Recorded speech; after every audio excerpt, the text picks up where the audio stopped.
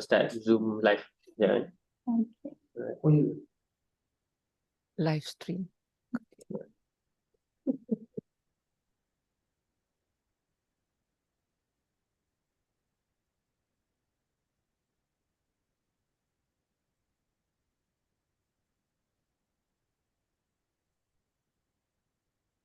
Doktor kalau nak share talk ni dengan kawan-kawan doktor pun boleh. Oh ya, tak apa. Ni kawan-kawan I tu dia pencet, biarkan dia pencet. Kita orang pencet, kita rombong je, tak ada tak ada bagi talk, dah ada dia kata. Doktor sebelum ni dekat UPM ya doktor? UiTM. UITM, UPM pernah? Tak pernah? UPM tak pernah buat kita orang selalunya buat projek kat situ je lah. Itulah bila Google kan nampak lah nama doktor dekat UPM pun semua kan. Ada projek lah tu ya. Dia memang rata-rata lah tu kan. I see.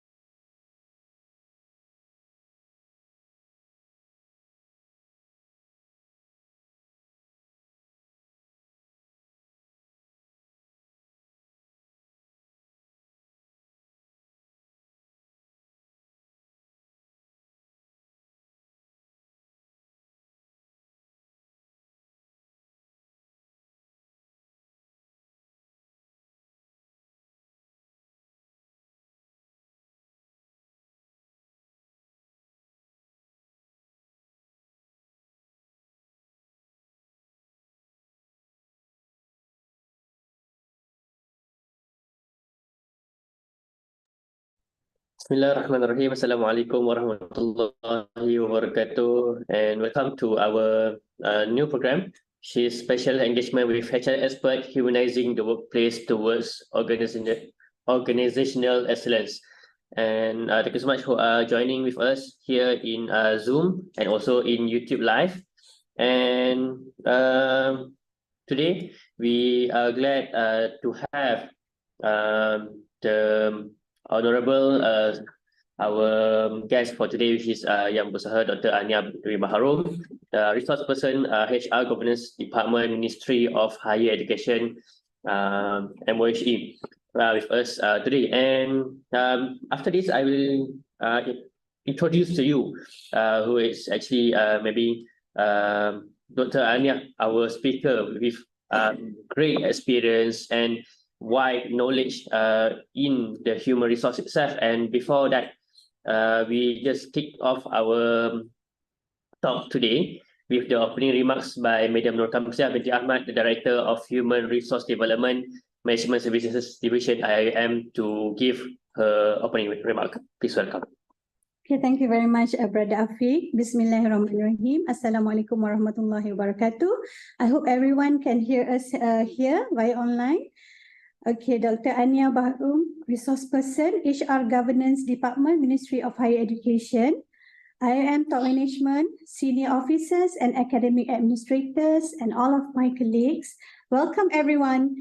Thank you to Allah Subhanahu Wa Taala for giving us the opportunity to be here today in this special program, Engagement with HR Experts Series 5, 2023. Okay, this program is conducted and organized by Human Resource Development Management Services Division, IIUM. If in IIUM, HR kita dikenali sebagai Management Services Division, ya Doktor. So we had conducted 4 series of engagement with the HR and industrial experts in 2023. And today is the 5th session of our journey as one of the numerous efforts in nurturing Khalifah for Rahmatan lil Alamin.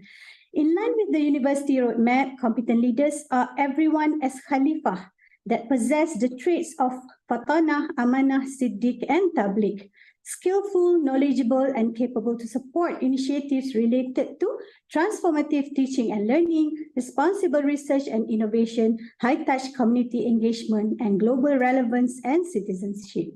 Competent leaders practice the roles of insan sejahtera as Khalifah and promoting Rahmatan lil Alamin. Our topic today, humanizing the workplace, is a critical aspect of fostering a positive and productive organizational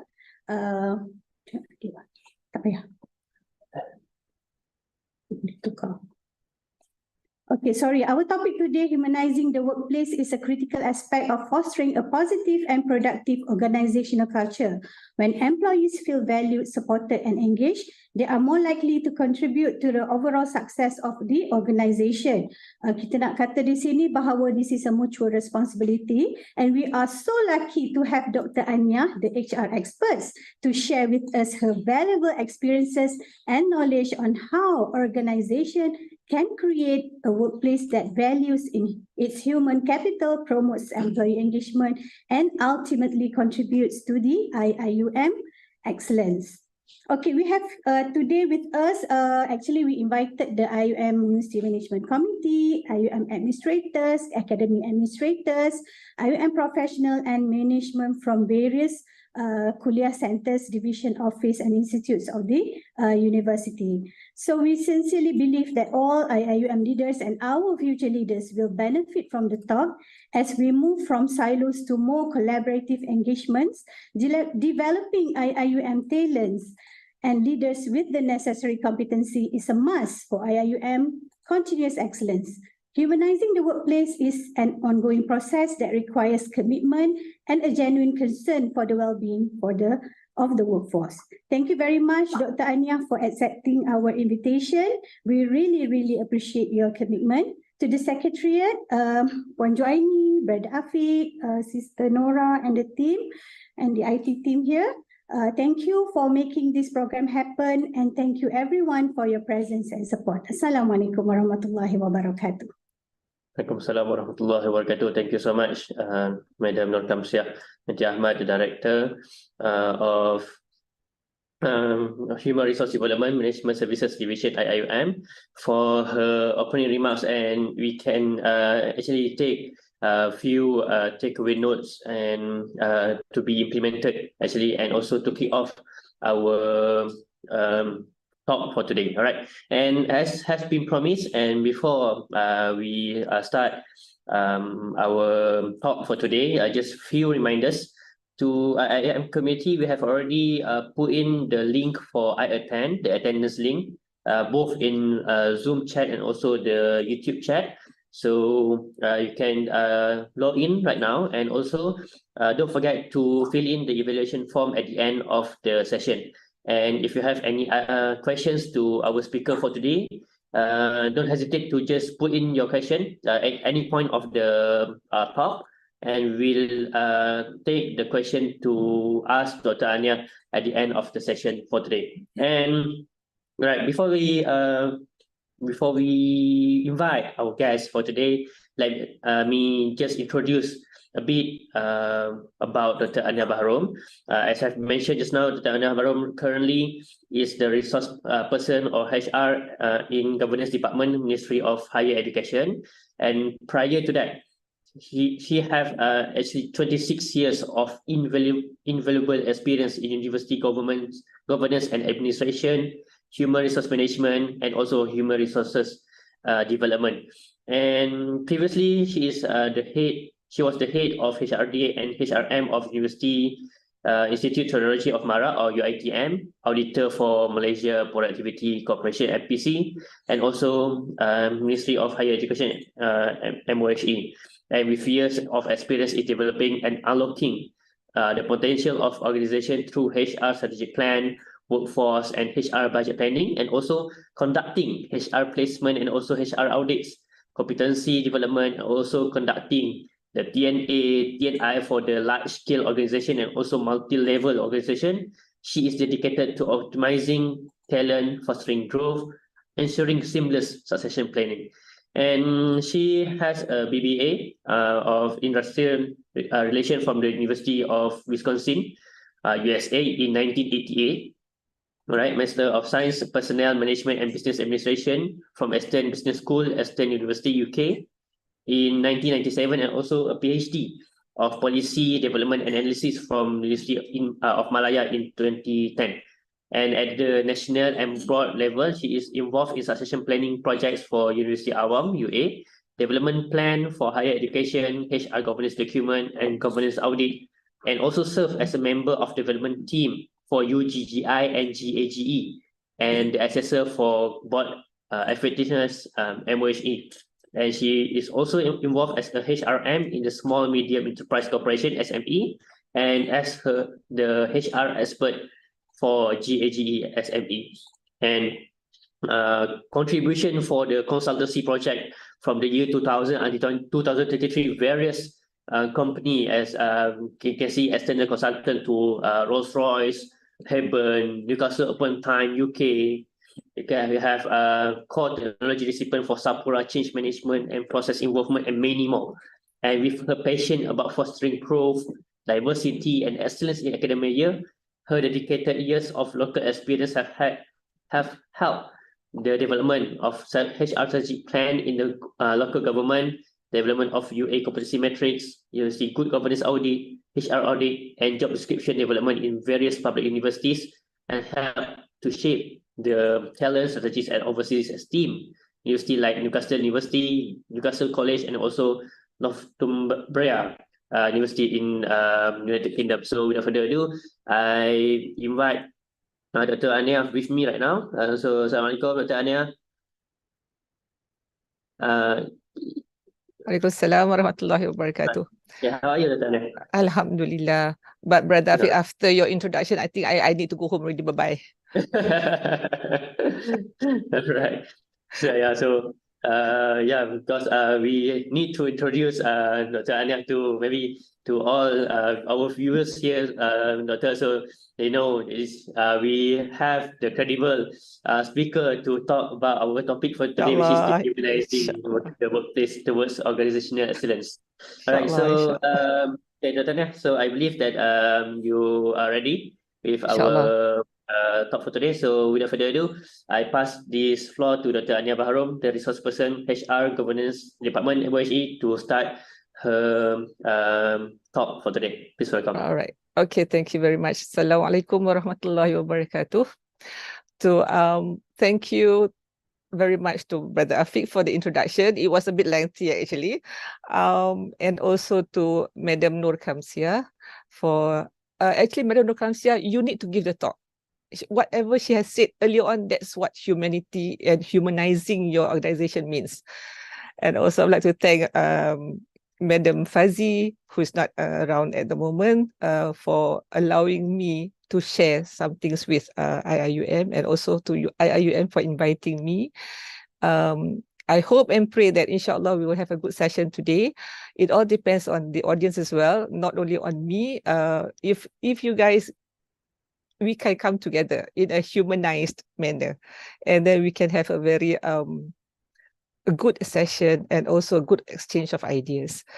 So let's go into it. Now let's see, the technology and human will come together.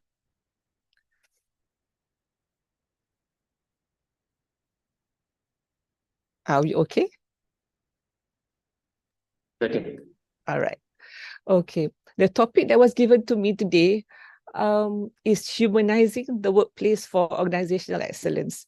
When I was reading, okay, should I speak full in English or can I do rojacology? Can we have temporization here? Okay, champurization, huh? All right. So humanizing the workplace for organizational excellence, it is not a buzzword like now. It has been around for a while. And I think IIUM would be the least university that needs this talk. Because you talk, walk, scream, dream humanized organization. From what I have read, documents that you have, and also when we did our audits and things that you have shared with the auditors, you are the living example of a humanized organization or a humanized workplace. So let's see whether you would be the ones sharing with me or I would be the one sharing with you. Okay, it can be a mutual thing. We are all humans anyway. So let's see, the topic for today is humanizing the workplace for organizational excellence. What would be, okay, how do I make it work? How do I make it go?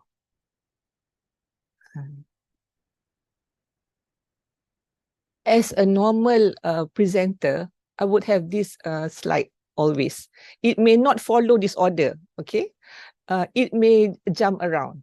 But technically, Madam Nur Kamsia, Brother Afiq, this is what we would like to share today. First, the organizational excellence. What does it mean so that everyone is on the same page?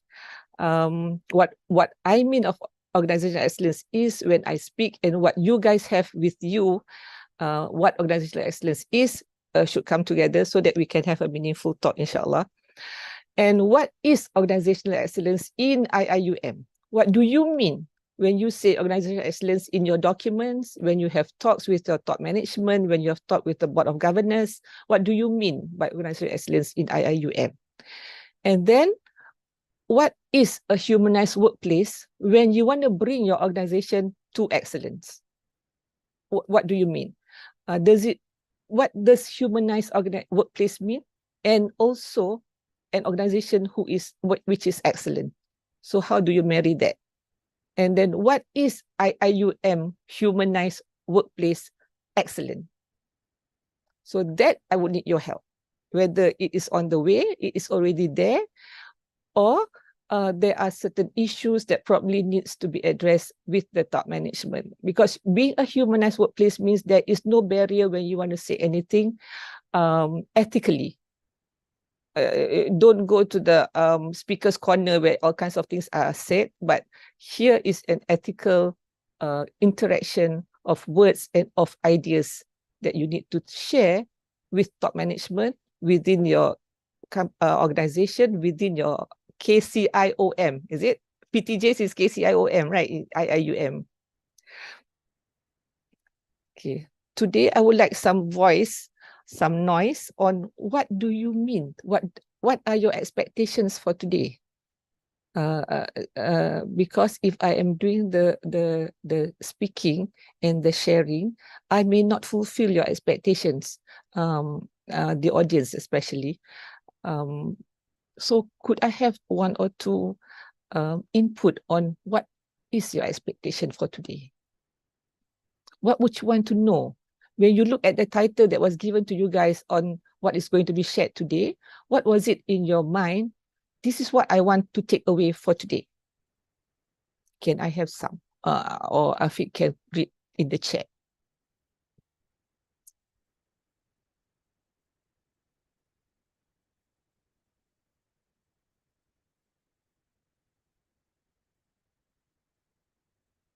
Anyone? Or is it there already?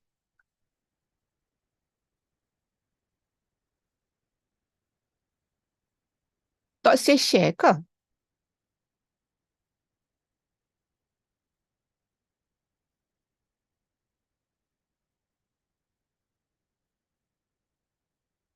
Anyone? Any expectations for today?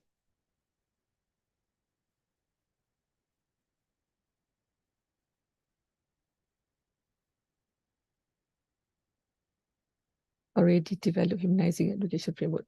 Yep. Correct, Madam Anwar. Yes, you already have that. Okay, what would the audience want? Since you already have, they can share best practice based on your experience.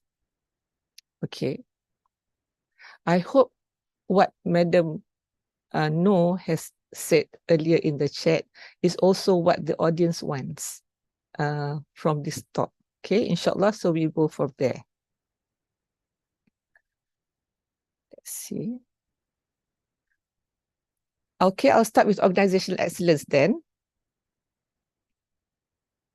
In a nutshell, what is organizational excellence and OD? OD is organizational development in this talk, okay? In reality, what do you want? An organization would only want employees that are smart, employees that are effective, and people who are aligned with the business goals of the organization. And also the strategists. How do they do that? Hopefully in a humanized manner. Because we do not want an organization full of series, full of humanoids, with no human feelings. So that is what you want. You want employees to be smarter, more effective, and aligned with the business goals and strategies. Why do you want that? Because ultimately, what an organization needs, either a university or a manufacturing company, whatever organization, what they need to do is to deliver their products and services that fulfill customer requirements. If your products and services do not fulfill customer requirements within the business expectations and your strategic direction, then it is not a good organization. Because you are doing things that customers do not want, customers do not require. So if you don't bring anything out of this talk, please remember that any organization that thinks they want to be excellent would need to have employees that are smart, effective, and the employees must be aligned with the business goals and strategies of the organization. And all this must be done in a humanized manner. Why? For them to be able to produce goods and services that can fulfill customer requirements. If not, the organization will go bankrupt. Okay? So we are on the same page on that, inshallah.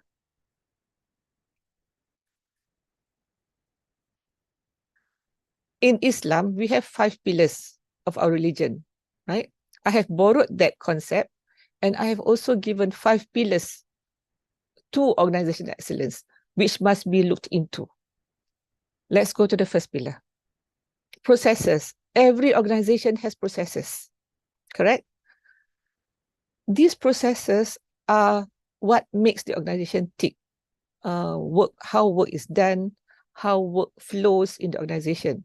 However, the process in itself can look very nice on paper. The process in itself can look very lengthy and very, it shows like a person is very hardworking on paper. But is that process excellent? The process must also be excellent. How to make it excellent, we'll go into that inshallah. The next pillar is projects. From what I see of documents shared with from IIUM, IIUM has a lot of projects, especially your SDGs. So you are a university that really wants the employees or people within IIUM to be involved in multiple tasks apart from their workflow, normal workflow. So these projects are very good projects because they train employees, they train staff, they train students to be responsible people, to be accountable people, because a project has a delivery time. A project has an objective. A project has deliverables. So the project must be a viable project.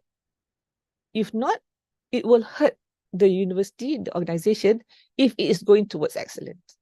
So projects must also be looked into. Yes, you have multiple projects, but how to do them properly. Next would be change. If you have processes, you have projects in the organization, you must be able to change, be fluid enough to change as and when is needed. If there is a rigidity to change, then how would the project's processes work well within the necessary requirement of deliverables, of products, of services in the process? So change must be there. Change must be embraced. If a person does not want to change for the better, or change because there is a need to change, then the person is rigid there, and he or she will be left behind. So he or she will not be able to deliver things that need to be delivered. He or she will not be able to perform that how IIUM expects a staff to perform. So change is important, but how to do that? How to encourage change in a humanized manner? That is coming, inshallah. The fourth is knowledge. IIUM with FAST, F-A-S-T, with your khair, and the aspiration to be a Murabi. You cannot not have knowledge. You cannot not grow your knowledge. So that comes together. How do you want to be a Murabi? How do you want to be somebody who is wise? How do you want to be somebody that wants to share, guide people without knowledge? So knowledge is the essential part in IIUM, especially with your way forward, with your characteristics of the individuals within IIUM. The last pillar that we will talk about would be resources. An organization exists with resources. An organization cannot only exist with tiles, cannot only exist with windows, cannot only exist with chairs, cannot exist with computers. Those are hard resources, but what is more important is the soft resources, the mind, the creativity, the innovativeness, the willingness to work, the willingness to sacrifice, the willingness to give your all. Those are resources that you want to keep, that you want to nurture, that you want to make sure it is in the right culture. Because it can be also, resources can also be bad in a culture. For example, your phone. If you use your phone for bad things, it will be bad. But it is a resource. But if that resource is used for bad things, it would be bad. It would not be excellent. If it is used, for example, like now, one day my daughter was, we went to a funeral. So my daughter was using the phone to read her Yasin. The aunties, acik-acik around her was saying, budak-budak zaman sekarang memang macam tu. Dekat majlis macam ni pun tengok telefon. Because the makcik was not exposed. That to this person, the phone is essential because it is going with her everywhere. So the Quran is also inside there. Although she is not holding the mushaf, but there is Quran in her phone. So she uses that because if people give her the Yasin, then she will read from the book, from the kitab. But if it's not there, then she will just use her phone. So resources, if used for good, would bring good, inshallah. If it's used for bad, will also bring what that person is looking for. It may be good to that person, but it may not be good for the organization. So resources must be nurtured. All the 5 pillars must be able to perform excellently. What does performing excellently mean? To you, it is excellent. To probably your head of department, it is excellent. But is it excellent to people who matter in IIUM as in the stakeholders, as in the students? So it must bring value. All these 5 pillars must perform excellently and also bring value to your stakeholders. If not, it is not complete. It is complete halfway. Okay? And all this can only be done well through a humanized workforce and a conducive environment, inshallah. Because humanized workforce, inshallah, would bring in conducive environment. Because if you are humanized as a workforce, then the environment will be a good and healthy environment. Those are the 5 pillars. Remember those 5 pillars: the processes, the projects, the change, the and also the resources and the humans. But what are the focus areas in those 5 pillars?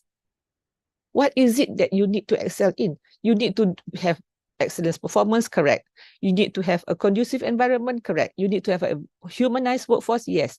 But what is it?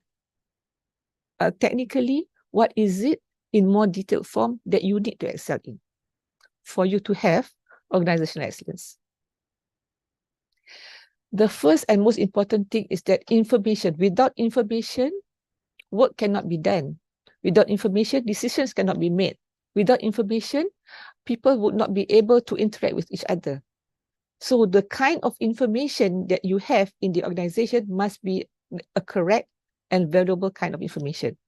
Your metrics that you have in a system must be able to convey what is truly happening. It's not a fixed information in your metrics. It's not something that you want to hear. It is the truth. That is when the metrics is valuable. What are the measures that you have? Because although it is a humanized organization, you will still need to monitor whether the humans within the organization working in a harmonious way is actually bringing good value to the organization and its way forward, and also stakeholders. Information fed into the decision support system, the DSS, needs to be of value, needs to be valid, needs to be viable. So information is most important. Next, the structure. For you to have good workflow, for you to know what information goes where, for you to know who needs what information, for you to be able to use those information, the structure must be correct. Your roles, your responsibilities, and what are the functions of each PTJ that you have in IIUM.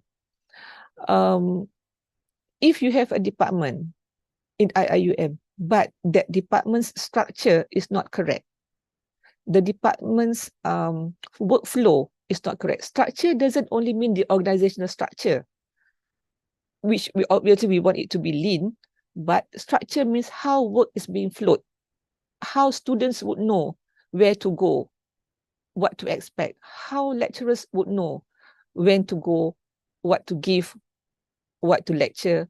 So those are the structures. Next, obviously, people within the organization. People means all stakeholders, everybody involved in the university, in the organization. It doesn't only mean the top office bearers. It means everyone. Sometimes people who are technically lower in the hierarchy is often forgotten. In a humanized organization towards excellence, you cannot forget anybody. Everybody is an individual. Everybody is accounted for. Okay. The fourth area are work processes. We talk about process in the 5 pillar. Work processes and structure goes together, hand in hand, and also information, because it shows how you interact. What are the linkages of workflow that is there?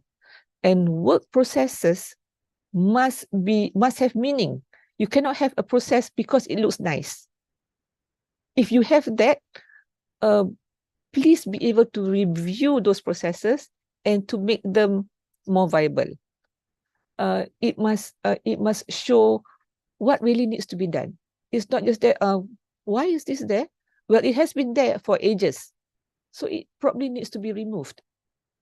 So look at processes in a more intelligent and more critical way. Learning systems. Management Services Division and the HRD per se is a learning system in IIUM. Your kuliah and all your centers are learning systems in IIUM. So all those learning systems that you have, knowledge flow in the organization, must make sure the knowledge is viable knowledge. Learning systems, the HRD department need to scout out what is the future need of knowledge. Because you want the humans, your people in the organization, to be people who are, like we said earlier, to be smarter. Yeah, to be aware of where the organization is going. So if your learning system is stagnant, then learning happens backwards. You want to be progressive. From your vision, you want to be progressive, you want to have an impact in the world, in the ummah. So for you to be that, learning system must be not only up to date, but futuristic. So people who are responsible and accountable for maintaining, for having learning systems, need to be aware of what's happening outside and what will probably happen in the future. It goes for all your kuliah, it goes for your academic, administrative divisions, technical divisions, and even monetary divisions. The next is reward. Reward in a humanized organization is funny in the sense that if you are in a humanized organization, you would feel that people would say that it's already humanized. We have given you everything. We have thought about you in every way to make you comfortable in the organization. But without reward, people would not come. It is in the fitrah of humans. As human beings, why do you do your salat? Why? You do your salat because you want Allah to be pleased with you first. You also do not want to go to hellfire. You want Allah to accept your prayers. So you want. So reward is inherent in human being. Why do you give sadaqah? Why do you infaq? Because you know, apart from you helping people, you are actually helping yourself. It's reward for you. So you want reward. Even the fact that you are doing it to please Allah. Allah does not need you. Right? So it is reward for us. So it is inherent in human nature to want reward. So if we forget that as an organization, then we would not be able to have a wholly humanized organization. Because human nature looks towards reward. Whatever the reward is, you may have a wrong reward. I want this, you give me this. Then I'm not working. If the human is not really humanized. So reward must be there, must be thought about well. It's not just a matter of lip service. Okay, if you do this, you will get this. You may not get it. Right? Well, I promise you this. You may not be around to promise. Well, how many people, like, if a person in the organization works for the boss, whoever the boss is, works for the boss, you do this for me, I will make sure you get your promotion. You do this well, I will make sure I'll look out for you. When the time comes for promotion, the boss is already not in this world anymore. Or the boss has already been transferred. Or the boss has left the organization. So the promise is not there. So rewards must be an embedded thing in organization, and it must be ethical.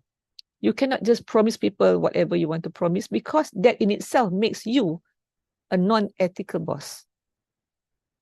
So that's reward. Okay, 6 things, 6 focus areas for organizational excellence, inshallah. Okay, in IIUM. IIUM, I am sure, looking at your documents, I am sure there are a lot of things that is already in practice. There are a lot of very high and tall order towards people in IIUM, staff, students, DHR in IIUM, and also the stakeholders in IIUM. IIUM is unique in the sense that you have more non-Malaysians. So excellence there means more. Because that is what you strive for. What you want is, if I ask you guys, there would not be an answer. So what is organizational excellence in IIUM? The vision itself is the guiding light for you guys, betul? Vision is, what is your vision? If it is still valid, what I got from that, your vision would be, you want to become a leading international center. A leading international center. The name itself, IIUM, International Center of what? Educational excellence, which means you are an organizational excellent entity. You want to become a leading international center of educational excellence. To do what? Because you want to seek to restore a dynamic and a progressive role of Ummah. This is across nations. This is humanity that you're talking about. In all branches of knowledge, there is an infinite branch of knowledge. And you want to have intellectual discourse. It must be a progressive thing. In a discourse, the mind must be there. The mind must be present. So it is a dynamic thing. So your vision is this, and how do you guys want to do it? You have already reiterated 7 missions that you want. Okay. The first is, you want to integrate. What do you want to integrate? You want to integrate Islamic revealed knowledge and human science. For example, how was the world created?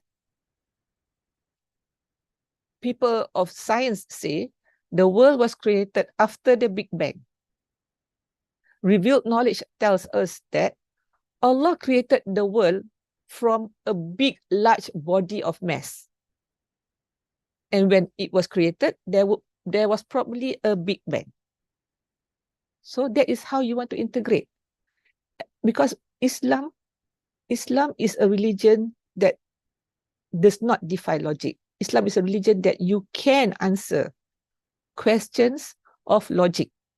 In the book, in our Quran, everything is answered there. So you can integrate that. And because human science has just discovered things now, which was already in the Quran 1400 years ago. Okay? So you want to do that positively. You don't want to be too aggressive. You want to be positive. You want to make sure it is integrated well. And you have also undertaken the task of reforming contemporary Muslim mentality. Because contemporary Muslim mentality may not be the right mentality. So you have already undertaken the task to reform that, to make sure the Muslim mentality now and in the future is the correct mentality that agrees with the principles of Islam, inshallah. That is what I got from your mission. If I got it wrong, please do correct me. Next, your mission is to be agents of development. As an agent of development, you are definitely a human. You definitely need to have human characteristics. You need to have human feelings, human mentality, for you to be able to produce Islamic intellectuals and scholars. Because this is integrating the iman, the ilm, and the akhlaq. All these three things. So the human being, the shumul and the kamil human being is there in your mission. You want to be the agent of development. That means each individual in IIUM has pledged that they would like to integrate revealed knowledge and human science and also be agents of development, integrating what? The iman, ilm, and akhlaq of a Muslim. Because your aim is to produce Islamic intellectuals and scholars. This is probably the Al-Azhar of Malaysia, or probably more. Okay. The third mission that you have is Islamization. You want to promote the concept of Islamization in everything you do. In everything you do, which is teaching, research, consultation, consultancy, and also the dissemination of knowledge for academic excellence. Because you are an entity of education, entity of knowledge. So you want academic excellence in what sense? By promoting the concept of Islamization, which is now we are being surrounded by Islamophobia, which is good. If you want to promote Islamization, which is good, you can have, because you want to reform Muslim mentality and you want academic excellence. So you are going forward well. Next is how you want to nurture a holistic excellence. You not only want a lopsided one, you want a holistic one.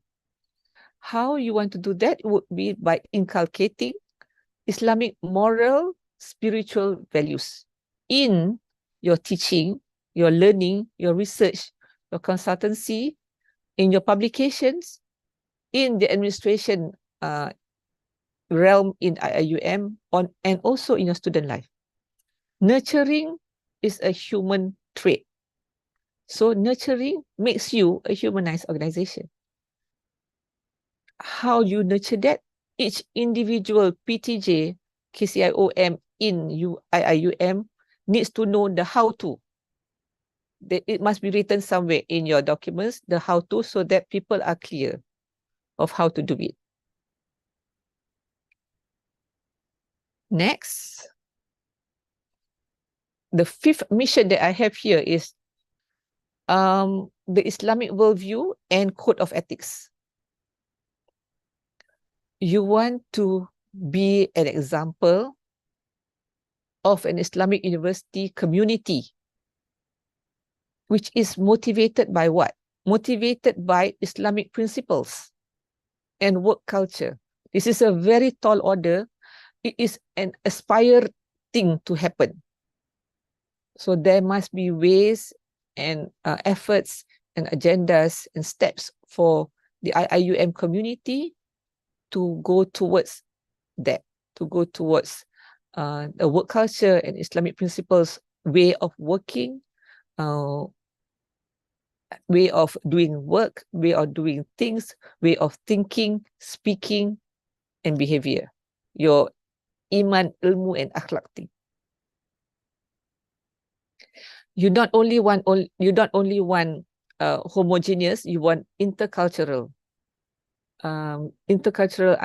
understanding, and also you want to have civilized dialogues with people who probably are of different faith, because that is your vision, because you want to lead.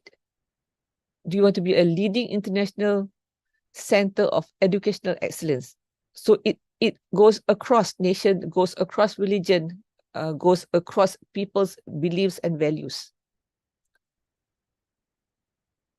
7, you want to make sure people within IIUM has a culture of doing social responsibilities and also the willingness to practice lifelong learning. So you want to have an environment for that. You want to also have a culture for that. So these are the 7 things which is more humanized than what humanized principles there are in the market. So ladies and gentlemen, this is what you want to be. This is your vision. And this is your missions. And I know you already have steps and ways that you want to do it. Is there any issue in IIUM with any of the missions? Because it's already laid out well for you guys, and I am sure it has been discussed in most of your in-house seminars, in-house discussions, in-house talks of how to go about doing it. Okay? So there are organizations who mostly organizations are now going towards humanized organization, which do not even have half of what you have in IIUM. So it would be a good thing if we have some questions now, if there are questions on, are there any issues with any of the missions? All right. So maybe if, in the audience, if you have any other concern or respond to the question by Dr. Anya, she's the maybe concerned about the vision and mission of IIM itself. All right, we have one question, Doctor, from Zoom chat. From Okay. Umar, macam mana kita nak nilai semua mission kita ni berjaya? Okay. What sense? Okay. Since the question is in Malay, macam mana hendak nilai mission ini berjaya? Mission ini, these 7 things, right? The mission that you have, what are your measurement? Okay, you have one mission. Contoh, we can take the first one. Okay, we take the agents of development. Your mission is to produce Islamic intellectual. You nak keluarkan intellectual Islam dan juga cendekiawan Islam melalui apa? Melalui integrasi iman, ilmu dan akhlak. So akhlak kita portray, betul? Akhlak kita tunjukkan akhlak kita. Akhlak itu diajar daripada kita kecil. Apakah akhlak Muslim? Ilmu kita ambil, kita dapat ilmu. As we go along, kita dapat ilmu. Macam juga iman. Macam kita iman kita. Mula-mula kita iman taklid. Iman kita ngikut. Cikgu kata, iman tu kita tahu, kena tahu Allah tu Maha Esa. Allah tu wujud. Tiada awal, tiada akhir. Kita tahu itu. Itu iman, kita tahu saja cakap mulut. But then, apabila kita ada ilmu, maka datangnya iman ilmu untuk kita. Kita faham maksudnya Allah itu wujud ialah apa? Maknanya wujud. Dia ada di sini. Dia exist. Maknanya dia sentiasa melihat kita. Dia sentiasa tahu apa kita buat. Kenapa dia Allah? Kerana kalau dengan ilmu kita tahu. Kalau seorang manusia, contohlah, kalau orang Kristian cakap dengan kita, Nabi Isa itu adalah anak Tuhan. Contoh. Dengan ilmu yang kita ada, ilmu iman yang kita ada, kita akan cakap Nabi Isa tu tak boleh jadi Tuhan. Kenapa? Kerana Tuhan, Allah bagi kita adalah Allah tu Maha dengar. Nabi Isa tu kalau katalah dia duduk di Jerusalem atau dia duduk di IIUM, dia boleh dengar ke Ania Baharum cakap apa? Di rumah Ania Baharum, dia tak boleh dengar. Tapi Allah yang Maha mendengar, boleh dengar. Kalau berapa bilion manusia atas dunia ini, mereka berdoa sekali rab, doa lain-lain, Allah boleh dengar. Bau Allah. Nabi Isa tak boleh, dia macam-macam pun dia limited. So itu ilmu kita. So kalau you nak ilmu untuk produce Islamic intellectuals and scholars, basic ni tahanam dulu. Kena kuat dulu. So semua orang dalam Universiti Islam Antarabangsa Malaysia, adakah sudah diterapkan? Semua orang ada at the same platform in terms of iman, ilmu dan akhlak itu. you would have berapa orang kat IUM staff strength, lecturers dan non-teaching? Lebih kurang. Ada berapa? Dalam lebih kurang 2,000. 2,000 okay, 2,000 to 2,500 staff academic and non-teaching, right? Adakah semua berapa persen saja, mungkinlah kita kata selalu kalau kita buat performance appraisal, we want like less than 5% of people who are the bad apples, okay, or not yet good, kita kata. So adakah 95% of your people have the same knowledge, the same platform of iman, ilmu dan akhlak? Maknanya di mana-mana mereka pergi, kita tahu ini memang IIUM. Kita tak nak orang cakap kat kita, you siapa? You dulu study kat mana? IIUM. Asal poyo sangat, kita tak mau. Okay, you tak poyo because you are progressive. So itu adalah macam mana you nak terapkan itu? Terapkan itu maknanya dengan adanya tempat kerja yang sentiasa cakap, sebab dalam Islam, pembacaan saya dalam Islam, telinga dan hati itu datang sekali selalu. There is an ayat Quran yang mengatakan bahawa sekejap, saya kena buka. Yang mengatakan bahawa kalau kita, yang penting adalah telinga dan hati. Kenapa Allah satukan telinga dan hati dan Allah letak in the next section of the ayat mata? Because kalau hati dan telinga dan hati itu ditutup, telinga dan hati itu ditutup dan mata itu pun tertutup, tetapi telinga dan hati Allah letak sekali, kerana daripada telinga lah datang ke hati. Telinga dah dapat convince hati. Manusia ni macam tu. Kalau kita dengar, if you listen to something bad about a person, contoh, Aniah tu kan, jap pencen tak ada kerja lain, dia tidur je kat rumah. Dengar. Tetapi, you nampak. You sendiri nampak Aniah tu, oh, pergi function juga, oh, pergi wedding. Tetapi dalam kepala you dah tertanam. You dah dengar orang cakap, Aniah tu masa pencen tidur. Oh, hari ni je kot dia pergi. Because yang tertanam dalam hati you adalah apa yang you dah dengar. So that is why apabila you nak inculcate environment dalam office yang ada iman, ilmu dan akhlak itu, sentiasa jadikan perkara itu perkara seharian. Sentiasa tanamkan, sentiasa cerita mengenai iman, ilmu dan akhlak. Sentiasa ceritakan. Jadi benda tu akan jadi perkara yang biasa, tak pelik di IIUM. Mungkin pelik di luar, tapi sebab you ada di IIUM banyak masa you kan, dan you akan bawa balik ke rumah. That is how you make sure the ummah is involved in your own small nuclear family, and when you look at your relatives in your own way. Kata scholar, intellectual scholars semua ni, kita mungkin tak sampai sebagai non-head of departments, contoh.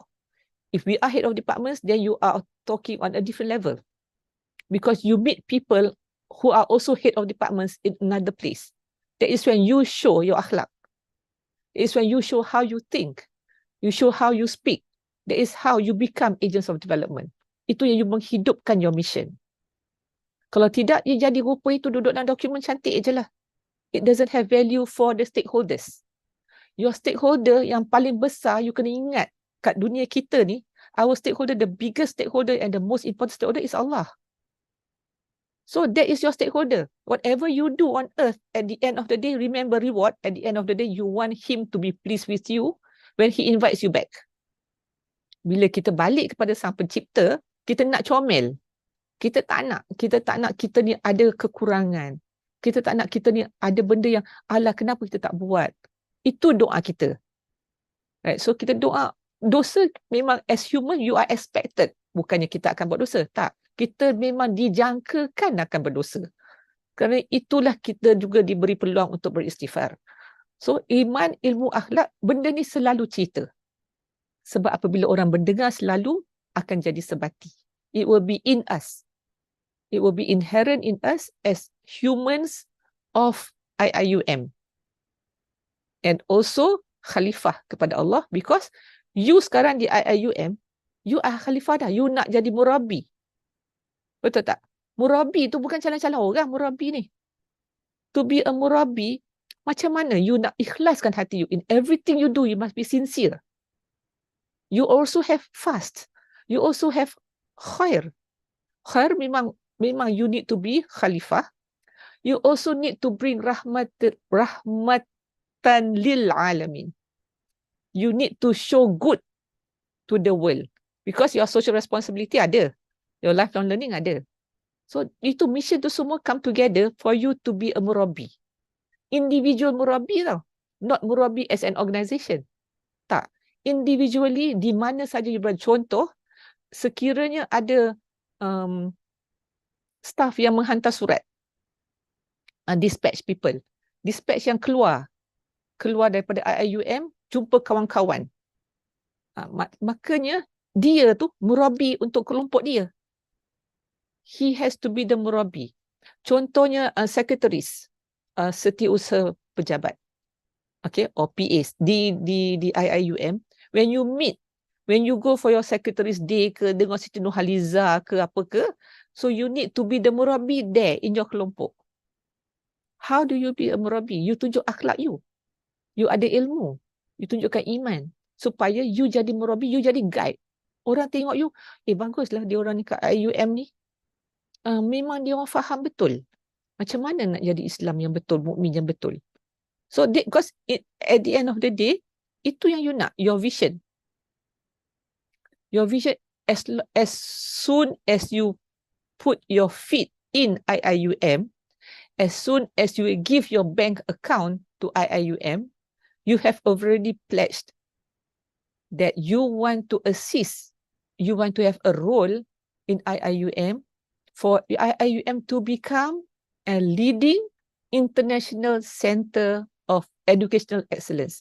Education excellence doesn't mean you teach, doesn't mean you lecture. It means also you show example. Kalau tidak, how would you be able to dakwah the not Muslim yet, or the not yet Muslim, or the insyaAllah potential reverts? If you akhlak first, and then they listen to you speaking. Oh, very good. They memang faham, they memang understand. So that is an example of how you would like agents of development, mission number 2, to materialize and to support your vision of becoming that. A leading international center of educational excellence. Because you want to restore the dynamic and progressive role of the ummah. Sekarang ni, orang Islam dekat dunia ni, apa cerita dah kan? Dah tak ada cerita dah kita di dunia sekarang. Kenapa yang kami belajar, dia kata, how do we help? Saya boleh masuk cerita keadaan semasa ya. How do we help our Muslim brothers and sisters that is being attacked, that is being colonized, that is being disturbed, that is being killed, or that is being harassed by the non-Muslim power. Macam mana? How? Kita kat Malaysia, we cannot go. Anak baru dah pencin, macam nak angkat senjata, tak boleh. So, how do you help? By one of the things that we can help is, please reduce the maksiat that we do ourselves. Sendiri-sendiri kita azam. InsyaAllah, I have like, okay, I selalu tengok YouTube lah, I selalu tengok movie Korea lah, so ni, okay, yang ni I nak kurangkan. I nak kurangkan daripada 2 hours ke 1 hour. Contoh. With that azam, because sometimes disebabkan oleh maksiat orang lain, rahmat Allah lambat turun pada mereka yang memerlukan. Kerana there are Muslims in this world that is still doing maksiat. Kita tak kata orang lain. Because orang lain, we don't have power. Itu Allah jaga. Tapi kita yang dengar, kita yang tahu, kita yang ada, insyaAllah ada iman, ada ilmu, dan kita try to portray akhlak yang baik, maka kita buat cara kita. So, that's how you do Islamization. Islamization is you reduce what you cannot do in Islam. we have a group of friends who went to Central Asia. Central Asia are Islamic countries, right? But they have not been practicing for some time. So this group of friends who went, yang perempuannya bertudung semua, lelaki biasa pakai tu, and then they went, dia ada this Islam friends that they have in Central Asia ni, ajak makan. Jom, come dinner with us. So pergi dinner, and then tapi dia kata, oh, brothers and sisters, I'm sorry, but you cannot eat this, dia cakap. Kenapa? Why I cannot eat this? Because you are practicing Muslim. This is pork, dia kata. So, mereka dengan akhlak yang ditunjukkan, dengan cara dia berpakaian, dengan cara mereka bercakap, dia tahu yang benda ni dia orang tak buat. Tapi kita sebab kita masih lagi belum praktis betul-betul, kita buat. Tapi dia tahu, you don't eat this. So, Islamization, kita bring awareness. So, this is how we try to do it. Code of ethics, Islamic principles and work culture. Macam mana work culture seorang Islam? You guys are more knowledgeable than me dari segi macam mana work culture, because you guys are working. I am not working anymore, so probably the office environment is already different. Saya dah tidak bekerja agak lama, dekat 7-8 tahun sudah, tidak bekerja full time. Jadi the office work culture tu sebagai satu office yang Muslim. Because by being an Islamic work culture, by being an office with an Islamic work culture, definitely you are human. You have already humanized it. So, 7 mission ini memang towards humanized work culture and humanized workplace. Have I answered that question, or maybe too lengthy ke? Dah panjang sangat answer. Okay, boleh. So hopefully, let's go on, yeah. Okay, ni humanized workplace. Tadi kita kata your 7 missions would definitely develop a humanized workplace, would definitely give you a work culture that is very harmonious and humanized. Dari segi intellectual, apakah humanized workplace? How do you put it in perspective? What you are doing, what you have done. Okay. First and foremost, ini untuk semua yang ada staff di bawah, especially. Ataupun yang ada people in the next process. Client in the next process. Okay. The foundation of a humanized workplace is, you must always remember, I am not you and you are not me. Kena ingat tu. Because in the course of me working, saya kerap kali dengar people saying, if I can do this, why can't you? I can do this at night. I sacrifice my sleep to get this ready by 8 o'clock in the morning. Why didn't you do it? Dia terlupa that the person he or she is talking to is not dia. I am not you and you are not me. Kena ingat tu, and you must understand the perspective of that person that you are talking with. You are not the same person. Okay, so the foundation, if you want to get angry with people, you make sure your brain is in gear first. Brain functioning well, and then mouth come out. If brain not functioning, don't talk first. Because you will regret. It may also embarrass yourself. Second, humanizing a workplace is not a destination. Oh, kita dah humanize dah. No. It is a process. It is continuous. There are always ways to humanize this because people are different. You get different stuff all the time. You get different workflow all the time. You get different processes, different changes all the time. So there is adjustments all the time in the humanized workplace. Oh, I cannot do this. Oh, this person doesn't answer well to this. Oh, okay, how do I do this? The main thing is whatever is said in the workplace is being understood. Not only the words, dari segi bahasa, the language itself, but the meaning behind those words must be understood. So that it is a continuous thing. Not everybody respond in the same way of anything. Right? always remember, we are working with people. We are not working with Siris or Alexa. They are not humanoids. They are humans. Alexa memang, you marahlah dia macam mana pun, dia kata, I am sorry, it is not in my vocabulary, dia cakap. Dia tak marah pun.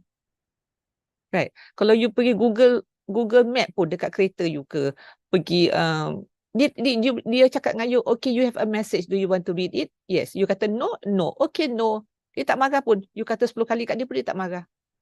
Tapi staff, humans first. Nombor 1, dia manusia, human. Nombor 2, dia you punya resource. Kalau dia you punya resource, kalau dia you punya duit, you akan jaga betul-betul, make sure orang tak curi, you akan make sure you guna betul-betul supaya at the end of the month you masih ada duit. So, it's resources.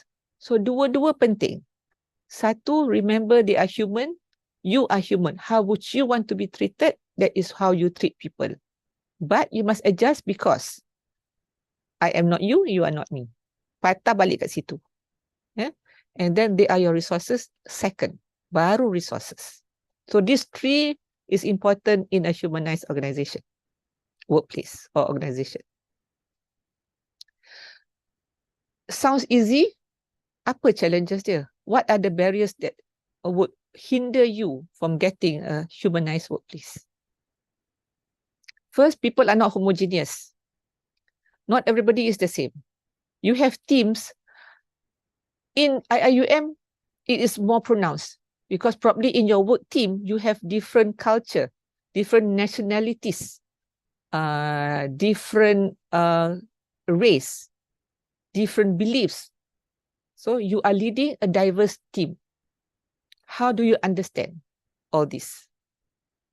To make sure the team works well, has teamwork, and be able to deliver what it needs to deliver at the end of the time frame given. So you are leading diverse. This is the first challenge. Understand that first. Number 2, IIUM as an international university, you would want to attract and retain top talents. What is your bargaining chip? What is it you want to sell to say that you are good? What is it to say that you are a good employer? What is it to say that you have a good work environment? What is it to say that the people within IIUM are people who are good as colleagues, as teammates? These are the things, these are the perks that I can bring to attract these top talents. So attracting and retaining top talents is always a challenge, whether it is a humanized organization or it's not a humanized organization yet. Next, this all goes for people in the management and also people in the HRM, HRD divisions, where you need to reskill people and upskill. Because remember the pillar that we have, the 5 pillars, the 4th pillar is change, right? So how do you reskill and upskill people so that they are always, remember what organizational excellence is, they are always smart people, innovative people. What do you need to reskill? What do you need to upskill? So that there is no burnout. Humans, these are all humans. They are not burnt out. They have work-life balance. And they can give you excellent performance. The 5 pillars. Kita nak excellent performance. So, how do you do that to make sure you are ready for the future? Your people are ready for the future. You yourself must be ready for the future. If you want to reskill them, you want to upskill them, what is it? What needs to be reskilled? What needs to be upskilled? What needs to be given development intervention? You must know. So you must be aware of what's happening around because you are working for the Ummah. You are working so that people within IIUM can bring positive change and can bring good to the Ummah. So the reskilling and upskilling doesn't only end in IIUM. It goes beyond your borders because you have everybody there. Okay. The 4th challenge that we have is how do people always focus on doing good?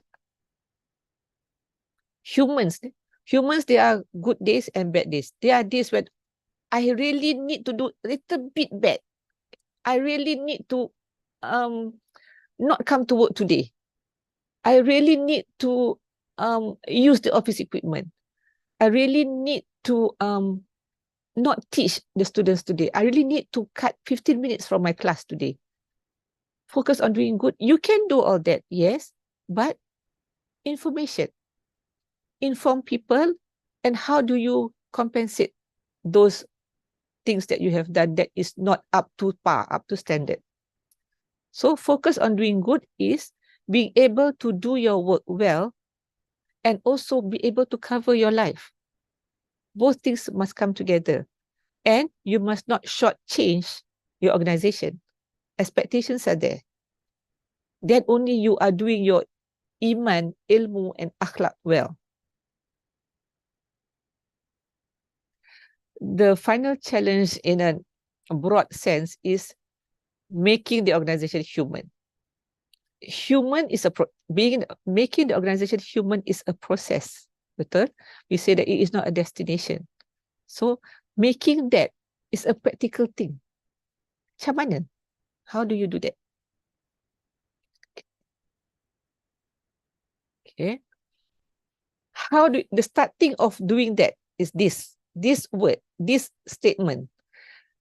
I do not know whether it happens in IIUM or not. I hope it doesn't happen in IIUM, but in many other organizations that I have visited, one of the grievances that people have is, my boss always tell me this. Leave your emotions at the door. This is an organization. This is a company. I've got no time for emotions. Okay. Jangan mengada-ngada lah macam tu, like that. This is work. So if you ever hear this, you should not actually leave your emotions at the door. Why? Why should you not leave? This is a workplace. This is a practical place. You need to do work here. Why are you doing things with emotions and feelings and stuff like that? So temperamental. Kenapa? No place for that. That's what people say. Okay? In my opinion, and I have, in my opinion, in my readings, in my experience, that is not a good thing. If you leave your emotions at the door, you have not a shumul and kamil human being. Yeah, you have probably a moving and thinking Alexa, but not a human being. Okay, why? Because emotions, that is what humans are made of. Manusia. We are not malaikat. Malaikat do not have feelings. Malaikat just follows what Allah directs them, what Allah tells them to do. Allah says, you sujud, I sujud saja. That is malaikat. Allah says, you doa saja, I doa saja. You only bring rain, and you bring rain. So that's what they do. They only follow Allah's direction. No questions asked. They do. There is not much thought process, in my opinion, in this world of gaib. Yeah. But humans, no, we were made with emotions, with wants. Kalau tidak, if we don't have emotions, how did Hawa convince Adam to eat the forbidden fruit? Macam mana? Because that we have emotions. Yeah? So that is what humans, it is impossible to leave your emotions at the door. You cannot exist for minimum 8 hours a day without emotions. It is inhuman. So remember, if your boss or whoever tells you that, excuse me, sir, madam, this is human, okay? I am not Alexa. Emotions allow humans to excel beyond expectations. Kalau tidak, macam mana people who are inflicted with disease, yeah? People who are inflicted with the death of a loved ones, people who are working in very dire circumstances, for example, you work in the Scandinavian countries where you probably have 6 months of light and 6 months of darkness. So how do you excel? It is a crazy place to work, right? And it is beyond human expectations to come to terms with losing a loved ones, or it is beyond human expectations to come to terms with serious illness. So these are emotions, the feeling of redha, the feeling of inshallah, hope Allah has something better for me. So those are emotions. It allows you to excel. If you don't have emotions, for example, your boss is upset with you, your boss is upset with you because you have not finished whatever is the deadline. So your boss is upset with you. I want you to do this by 8 a.m. tomorrow morning. No questions asked unless you die. So you tak tidur malam. Your emotions of not failing your boss, your emotions of like probably because of the anger ke whatever lah, but it makes you drive yourself to the fullest. Without emotions, okay, I don't mind. And Alexa will say, I am not programmed to answer that. Dah habis cerita. You menjerit lah dengan Alexa tu. Sorry, you can just unplug me, it's okay. Right? So, no emotions. Emotions drives organizations, nations, humanity to success. Because you want to do your best. You have the urge. The feeling of urge is an emotion. You want to give your best. You want to do. You are embarrassed if you don't give your best. You are embarrassed if people talk about this. You are from IIUM. What kind of person are you? You are embarrassed. So that feeling, emotion of embarrassment is what drives you to be good, to not do something bad, to be shy of doing bad things, or to not learn from mistakes. Those are emotions. Yeah. So if anybody tells you to leave the emotion at the door, no. The door comes in, my emotion comes in as well. Emotions also assist the humans to be more creative, to be able to solve problems from multiple angles. Because the optimal human brain can think it is an empty container that cannot be filled. However much you put in, it will still have place to put things in. So you rely on your human brain, but emotions move it. Emotions drive that. The creativity, the feeling of need, the feeling of you want to, that's an emotion. The human brain just do it. So you can push your brain to really do it. Yeah? So that is why, please remember, emotions is part of being a humanized workplace. Do not ask people to leave the emotions at the door. It will not happen, and it will give you humanoids, not humans. All right? Okay, now that you know emotions should not be left at the door. Apa rupanya? What is it? What is humanized workplace? Okay.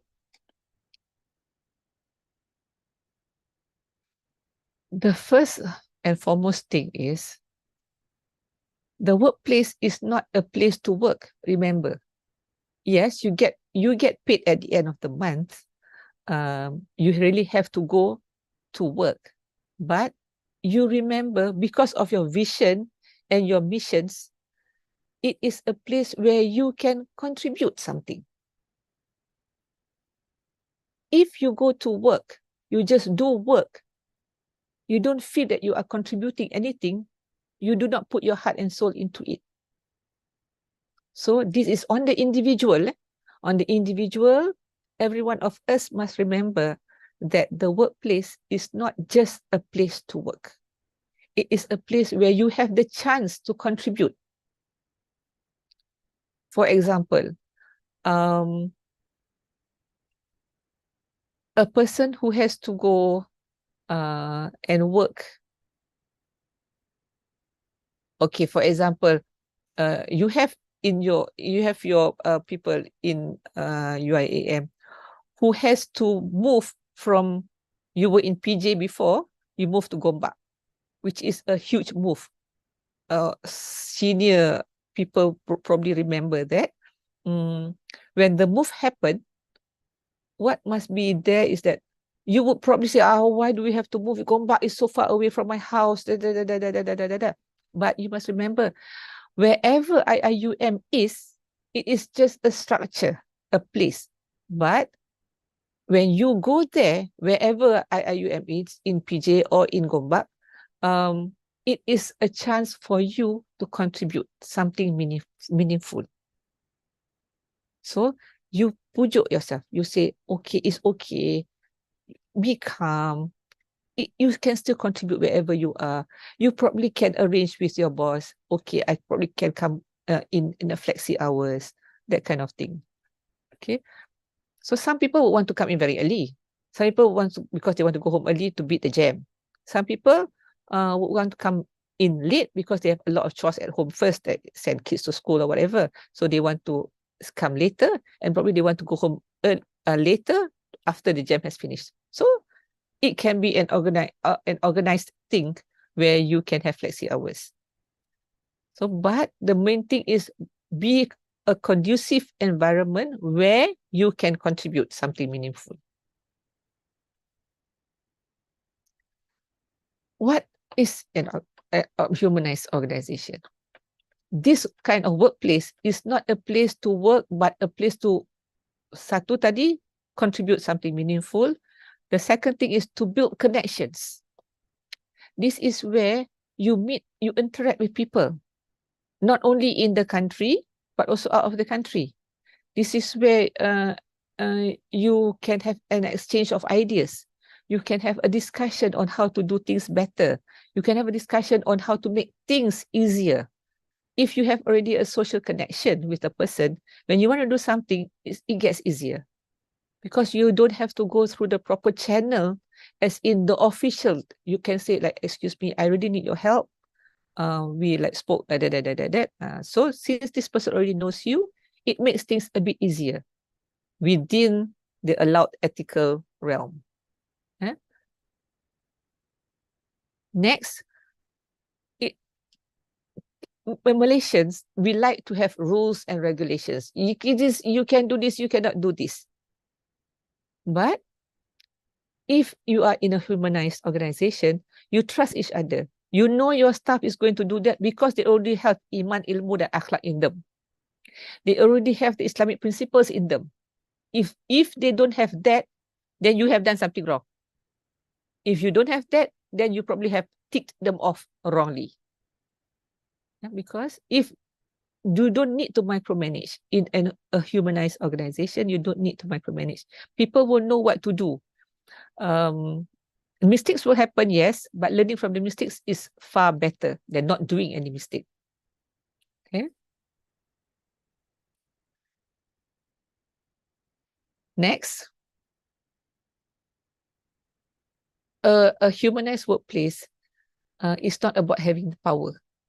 It is about how to build future leaders, how to make the person next to you better, how to empower them so that they have accountability, they have better character, they have better responsibilities.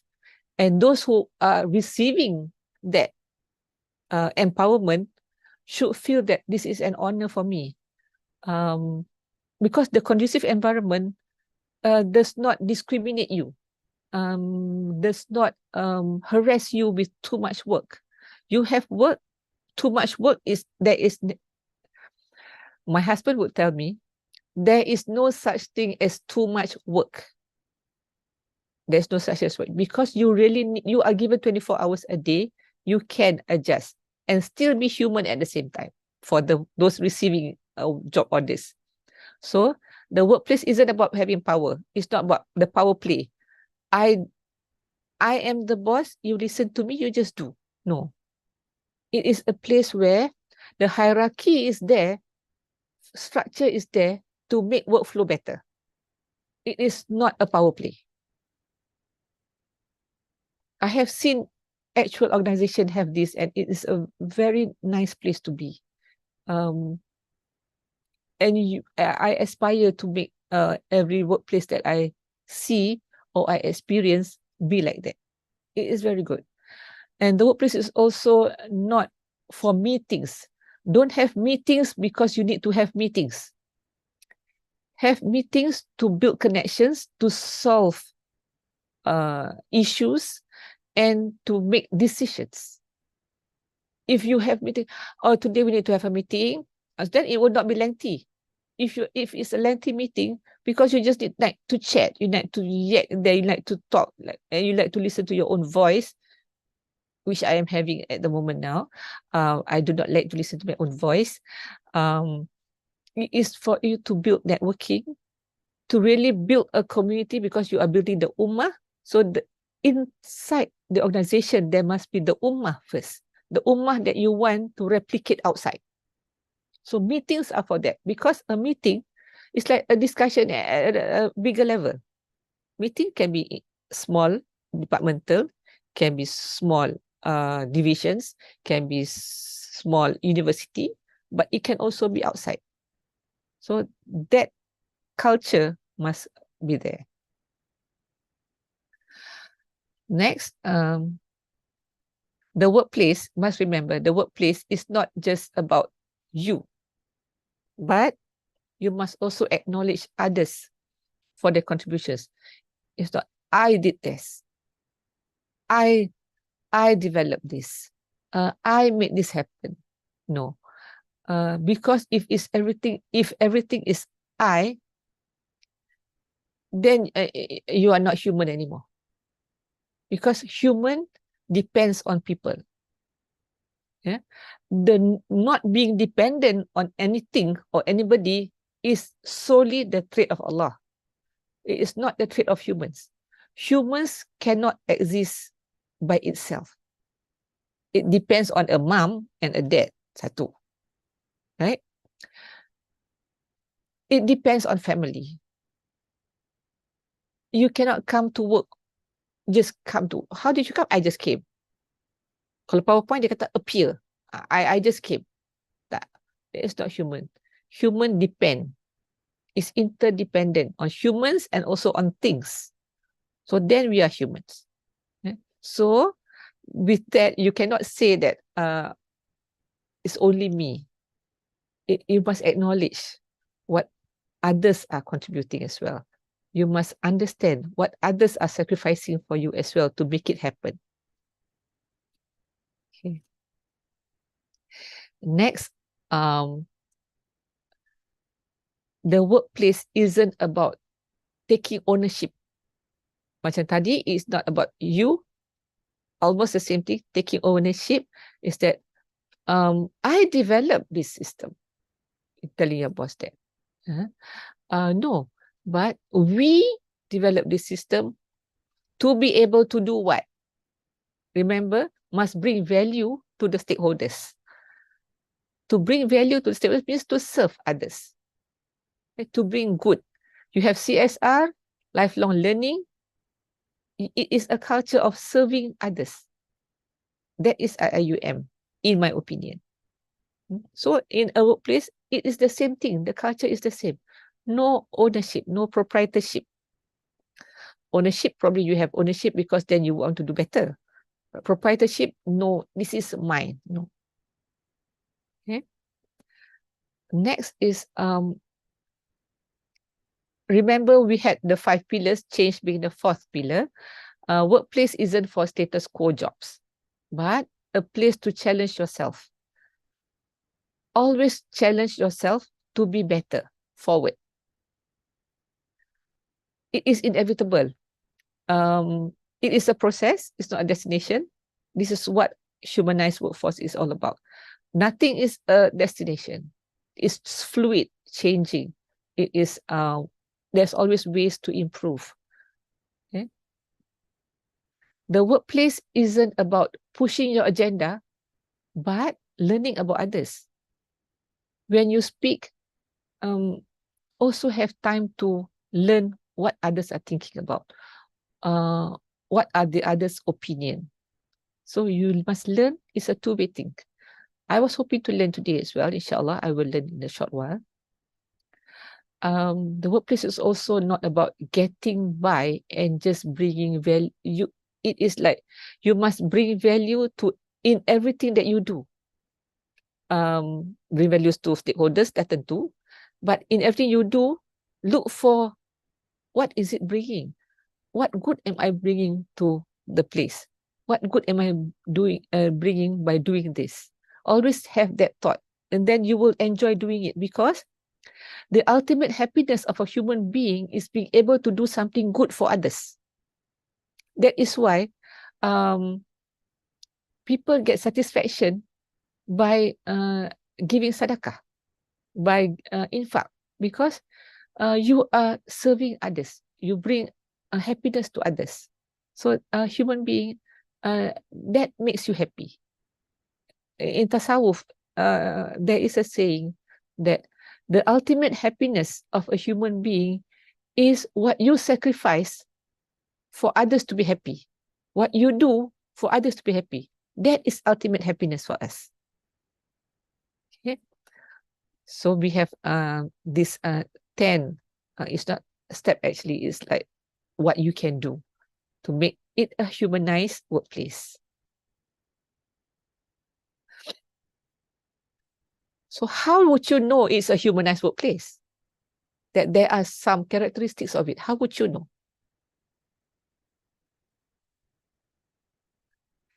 That it is a workplace that always puts others first. People first. Not I dulu. Kalau pergi, if we go for a majlis, or you go for a wedding or whatever, you put food for your husband or your wife first, you put food for your kids first, and then you put for yourself. That is human nature. You put people first. You second or last, or whatever. Okay? 2 characteristics there. Then it is human. Because it's human nature. Trust people to do their job, get out of the way. Like just now we said, you already know. You already know these people are practicing the principles of Islam. So why don't you trust them to do their work? They know if they don't understand it, they will come to you. So after giving whatever directive that you want to give, please do this, and finish by that. So get out of the way. Let them do their work in peace. If they do not finish on time, then you say, excuse me, what's happening? That is also human to ask. Yeah? If a person in your employment, your staff, is working in a safe environment, they do not have a lot of problems at home, they do not have mental stress from you, the thought of like, if you do this, I will send you to Kuantan, okay? They don't have that. Or physical, as in when they come back from work, going to the car park is not safe, for example. So if they don't have those kind of threats or stressors, they will do better. They will do their best to finish their work and task excellently, inshallah. Okay. Because why do I say that? Because if you trust people, people will trust you. People will trust that you will take care of them. People will trust that if I do well, he or she will surely take care of the supervisor or the top management or whatever will take care of me. I know that. If you threaten them, you will get rebellion because people do not want to do it. So when people do not want to do it, they will rebel. And then fear is a stop for innovativeness, creativity, the joy of doing work. So you don't have a humanized or a conducive environment. Remember, when I was in UiTM, my ex-VC would always remind me, because I was in HR, the VC would always remind me, Anya, please remember, you manage work, but you lead people. So if you manage work, use your mind fully. If you lead people, use your heart more than your mind. So you have budi bicara. So if you lead people, people will follow. But if you boss them around, they will not follow. So remember, you manage work, but you lead people. Yeah. And then as a leader, as a head of department, or as a process owner, for example, you love it. It is important for you, for people to respect you. It makes your job easier. It makes doing things better. Yeah. You want people. It is important for you to be respected. But you must remember, for you to gain respect, you yourself must be respectful.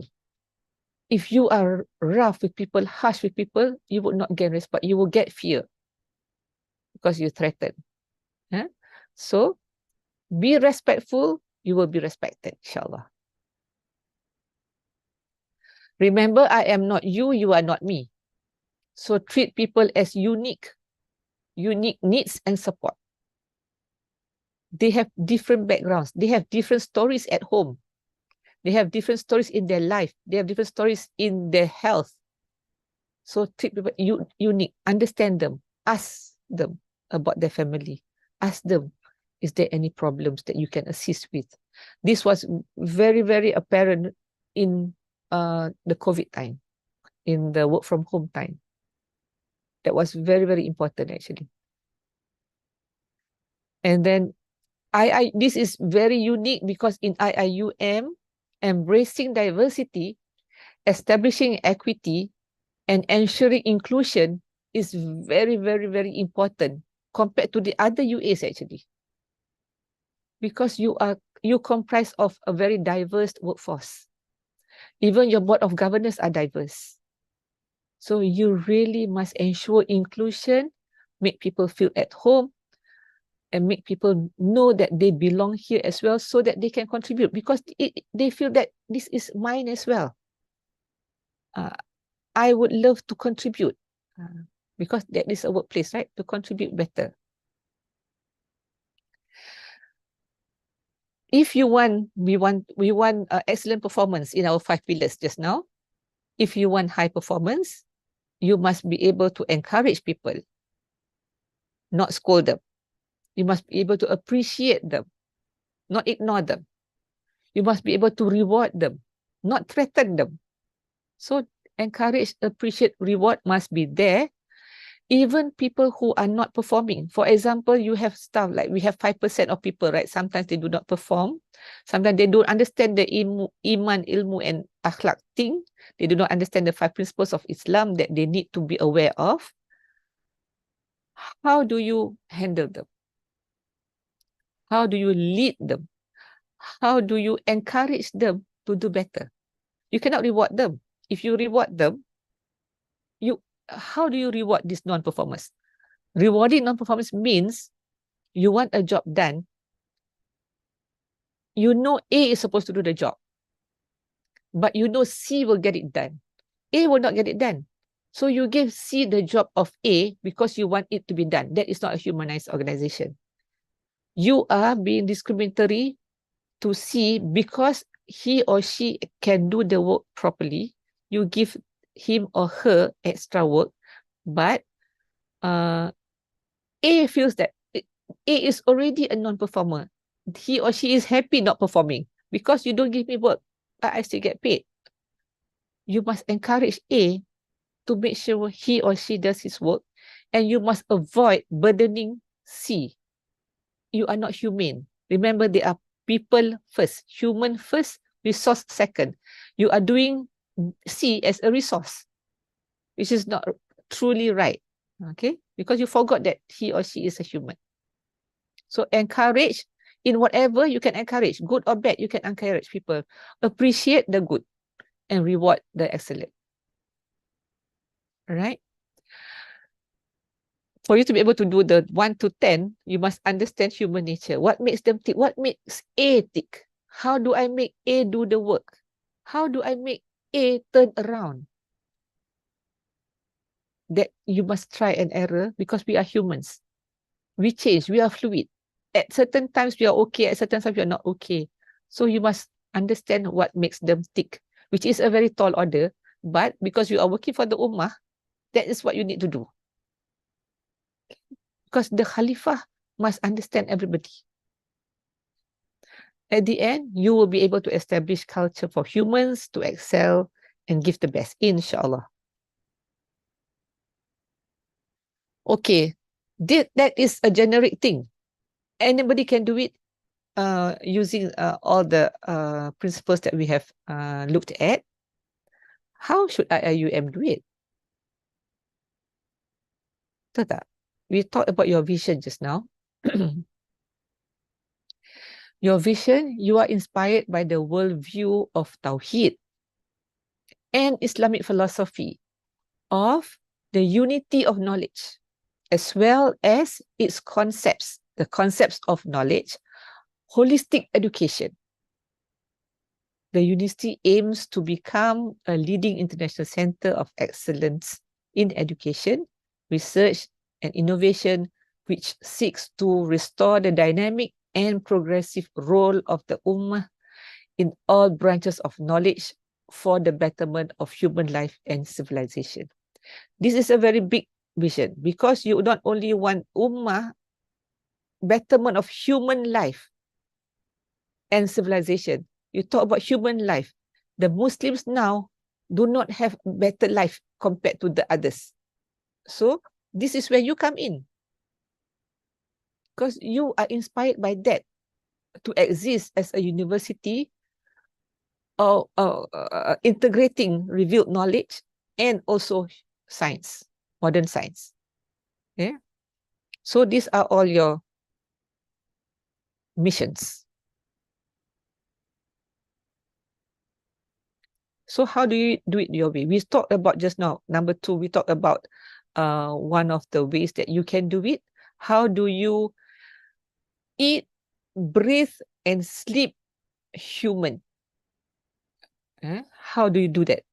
How do you make sure the environment is conducive, the workplace is humanized? So these are the things that you want to do. These are the things that you want happen. Your culture, for you to make the 7 missions happen, ultimately to get your vision, your aspiration is to be a Murabi. Murabi is a very tall order, but everyone must aspire to be a Murabi. Wherever you are, even if you have staff or you don't have staff, or you're working alone or you have a very small role in IIUM, you can be a Murabi. Because first and foremost, everyone has their nafs. You have nafsu. You must be able to guide your nafsu so that it doesn't overpower you as a human being. For that, you must be a Murabi for yourself first. Because you must nurture the cult, your akal. You must nurture that. And your actions, your wujdan, your hasil. You yourself must make sure you yourself Murabi to yourself. Okay? Before you can mentor people, before you can guide people, before you can become a guru to people. In all sincerity, if I have time, I would like to share with you a story where one of my staff, one day, she's a lady, she has a husband. One day, her husband just went off. She didn't know where he is. Tak tahu. Just left. Went out of the house. The fans were on, the aircon was on, the door was open, but he was not there. So it took her 3 months to look for it. So we asked the help of some people, and then with some solat hajat, doa and everything. Alhamdulillah, Allah blessed her with the husband coming home. Husband dia one night after Maghrib, she heard the grill bunyi bising. So dia buka pintu. The husband was at the grill. The husband was drenched, basah, habis. So she went to thank these people who solat hajat for her and everything. And then these people were saying, this is not us, it is Allah. We are just the means. Allah bless us with the ability to be the means. Allah pilih. So, dia tak ada apa-apa, kita tak ada apa-apa. So, sincerity is like, not thinking of yourself. You are doing this. The fact that you can move your hand is by Allah's it's by Allah's izin, it's by Allah's will that you can move your hand this morning. That I woke up. If I couldn't move my head, I wouldn't be able to present to you guys. But I woke up and Allah allowed all my physical limbs and everything to move. Alhamdulillah. And I'm able to speak. And Allah gave me the idea to share what to share with you guys. So if it's good, definitely it's from Allah. If it is bad, I probably need to improve. So I really need you guys to also tell me what is it that I need to improve. So you aspire to be a Murabi, you aspire to be a mentor, a guide, a guru. That is what I understand by Murabi. And you want to nurture the qalb, akal, and the hasil, the wujdan of everybody, not only you. People under you, yes, you need to. People around you, you need to. And you yourself first. Okay, so that's aspiration. Kena. So that is the IIUM way forward. Being a Murabi, definitely being a humanized person. Okay, your character, you want the 4 characters of Muhammad sallallahu alaihi wasallam. Do not displease Muhammad sallallahu alaihi wasallam as his ummah. You must be wise. What is wise? You must be able to think well. For you to think well, you must have ilmu. That is why knowledge is an important thing in IIUM culture. Forever learn. You must be trustworthy. If it's given to you an amanah, you must do it well. You must not cut corners. You must not do it just because you want to do it and do it fast. No. You must be trustworthy. You must live that, being trustworthy. You must also be truthful. Betul, siddiq. You must be truthful. Apa cakap mulut, that is the truth. Bukan in front of another person, in front of big bosses, you say this. But to other people, you say this. To people under you, you say this. That is not being siddiq. This is wherever you are, that is what comes out from your mouth. Yeah? And you must advocate. You must lead. You must share. You must share knowledge. So, tabligh, you must sampaikan. Right? So, this is character. You must do it every day of your life as a human, including, but more so in IIUM, including everybody else who are a Muslim. You must, because we all say that our Nabi is Muhammad sallallahu alaihi wasallam. He has those 4 characters. So we must aspire to have, work towards those things. Okay? Being wise, being trustworthy, being truthful, and being able to spread good. Behavior pula. How should you act for you to be able to realize these characters and aspire to be a Murabi? What kind of behavior do you need to have?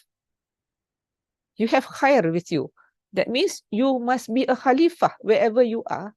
You must be a Khalifah. Khalifah is not being the leader. No. Khalifah, it means being accountable, being responsible. Okay? Amanah, you already have that. You want to be trustworthy. Iqra, forever learn. Forever learn. Learn is not an ending. Learn till you are at the grave. Learn until there's no more life in you. So, at the end of it, for you to be a Murabi, you must be able to spread good to the ummah, to the world. Because in your SDGs, in your projects, CSR, you not only do good things to humans, you must do things to the alam, to the earth, to the creatures, to whatever Allah's creature is. That is what you want to do good to. To me, that is the ultimate aim, the being a Murabi, and to bring rahmatan lil alamin to the world that is being humanized. You should transfer that into your workplace. Be conscious of that. Okay? For example, if ever, bring it to the workplace, if ever you have an issue, use this fast khair and being the Murabi, identify issue and gather preliminary input. You have an issue. I do not know how to solve this. I need to solve this. So what is it? And then what is the background information that you need to have? Good information, not hearsay, not from CNN, not hearsay, good information. After that, you must diagnose the probable causes. Any people will do tulang ikan, the fishbone theory, all kinds of things you can do, anything, whatever. Even a simple chart will do. Doesn't need to be like so bombastic. Diagnose what are the probable causes and how do you address those causes. What actions you need to do. You use all those characteristics that you have. You can ask people, because being the Khalifa, you have access, you know, these people know this, these people know this. Okay. And then you intervene and you act. Intervening is when you put your actions into practice, into the real world. Plan actions can be on paper. I need to do this, I need to do this, I need to do this. But I have not put it into the real world yet. So when you intervene, you put your actions in and see whether it works or not. If it doesn't work, evaluate, implement. If it doesn't work, get feedback and then go back. Go back and do it again. Oh, I need to tweak this because it doesn't work this way. I need to tweak that because it doesn't work. Okay. And then you exit. Finish issue, don't go back to it. Done. If it's happiness in the end of it, done. Don't keep on saying, that day you remember what you did. No more. Done. Okay, that is the end of it. That is done. Go towards the next issue if there is, or towards the next success if you have it. Remember, whoever is kind, Allah will be kind to him or her. Therefore, be kind to men on earth, because he who is in the heavens will show mercy on you. Kita do good, kita nak Allah do good to us. We are pleased with people, we want Allah to be pleased with us. Okay. Finally, remember, outstanding leaders go out of the way to boost the self-esteem of their personnel. Be human. If people believe in themselves, I know I can do good because my boss said, I'm okay, I'm good. It's amazing what they can accomplish. So says Walmart, who is very successful. Thank you very much for the opportunity to share. I hope we have gotten something out of the. My cat is also now coming too, because it's already finished 2 hours. Please stop speaking and I want to disturb you. So, Assalamualaikum warahmatullahi wabarakatuh. Thank you very much. Thank you so much, Dr. Ania Baharom, for the wonderful sharing about us on our topic for today, which is humanizing the workplace towards organizational excellence. And we have talked very much. I mean, Dr. Ania has already shared with us very much, and also relate to our philosophy, our visions and missions of IUM. So it be close to us, and also we have the humanizing education as one of our framework here, Dr. Ania.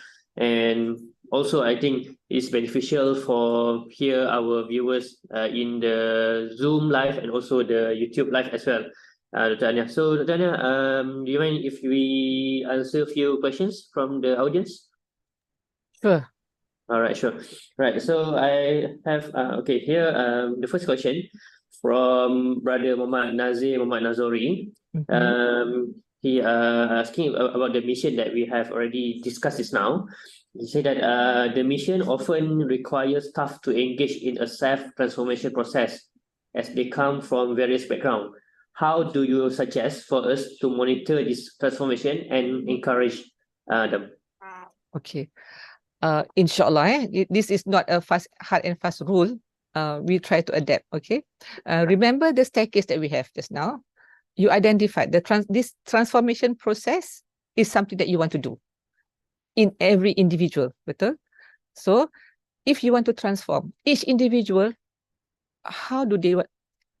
Excuse the Each individual, when they transform in their individualized way. Betul. There is not, I am not you, you are not me. Must remember that, kan? So, you ask that person first. Macam just now I asked you guys, what are your expectations for the presentation today? Because the expectation may be different. Okay, I need to go down.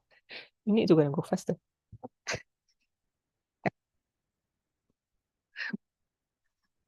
Each individual has their own issues within themselves. Ingat, dia jadi Murabi diri dia ni. They want to be Murabi in themselves, kan? So, to be a Murabi, dia nak kena transform. Okay, tell them, for you to be Murabi, what do you want to be a Murabi about? What do you want to excel in yourself? Yeah.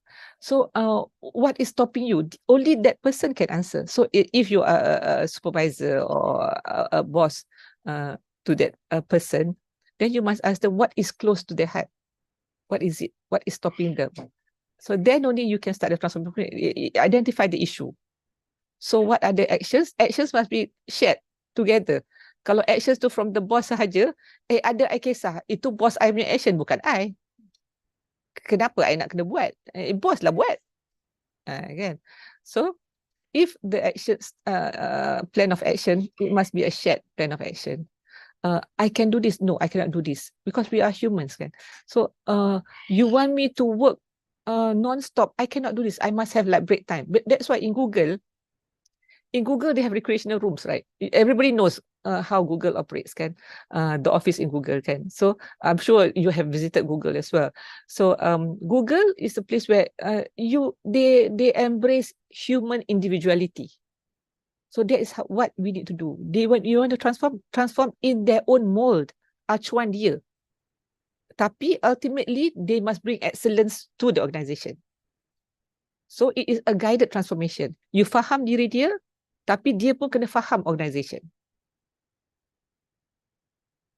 Okay, insyaAllah. Okay, thank you so much for the answer for the question, Dr. Anya. Right, we have maybe another question, maybe the last one. Right, so from Mr. Swaimi Sarif, how do we get rid of the attitude of BAU or business as usual? Okay. Nak jadi Murabi tak boleh business as usual ni. What is business as usual? Is it bad? When you say business as usual, does it mean a resistance to change? If business as usual, orang utara kata ketegak, I am not going to change. No. This is what I am going to do things. I am going to use the form, whether you like it or not. You can do whatever system you want. I am not going to touch the keyboard. Kalau itu ketegak, perlulah encourage dia. Walaupun kakak tomorrow nak retire, kakak kena fill in retirement form ni on the system, kakak. So you might as well learn the system. If you don't learn the system, you will not get your pension.